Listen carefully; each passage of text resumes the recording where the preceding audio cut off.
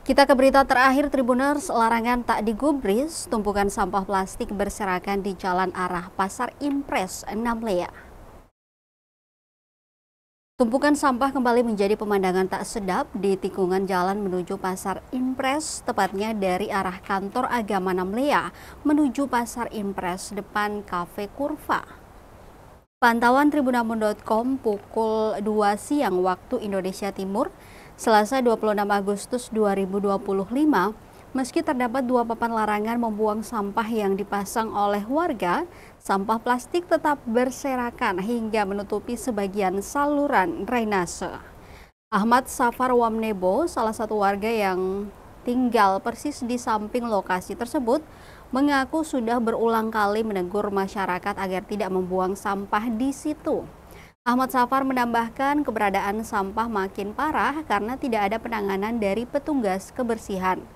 Ahmad berharap Dinas Lingkungan Hidup atau DLH Kabupaten Buru segera mengambil langkah tegas agar persoalan sampah yang semakin meresahkan.